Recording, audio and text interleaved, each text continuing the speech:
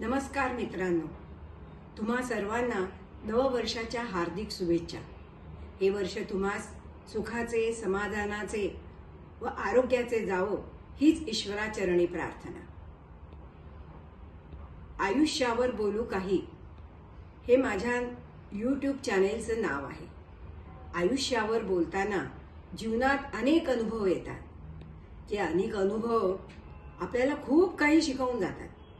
काही अनुभव सुखद असतात तर काही अनुभव जे असतात ते हृदयाला चटका लावून जातात। असे अनुभव मात्र शेवटपर्यंत लक्षात राहतात।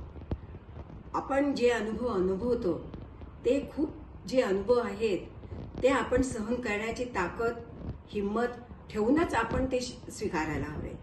तसेच या चॅनलवर मी माझ्या आयुष्याचे घडलेले अनेक अनुभव, त्यातील एक अनुभव जो आहे तो आज मी शेअर करणार आहे।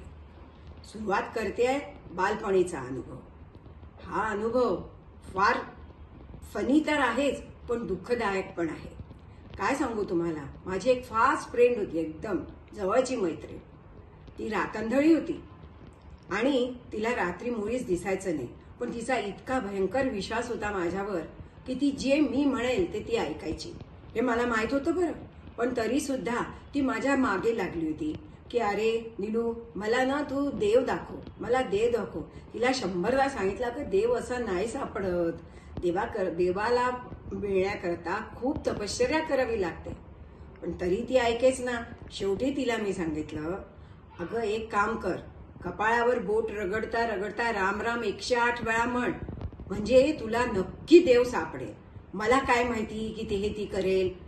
तिने घरी जाऊन 108 वेळा बोट चोळले कपाळावर आणि कपाळावर इतका मोठा काळा डाग झाला की विचारू नका। आगाग होत होती तिच्या कपाळाची। तिच्या आईने ते पाहिले आणि आली मला दमदाटी करायला। माझ्यावर ओरडत होती, पण माझ्या आईने तिला समजावून सांगून तिला परत पाठवले। पण ती गेल्यानंतर माझ्या आईने जी मला मारलेली आहे ना थापड, की ती मी कधीच विसरू शकत नाही। अशी बत्ती दिली आहे मला, असं बदडलं विचारू नका।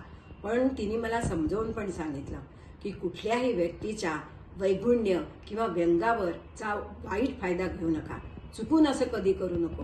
तुझी मैत्रीण आहे होती ती, तिला तुझ्यावर भयंकर विश्वास होता, त्या विश्वासाचा तू घात केला, असं करू नये।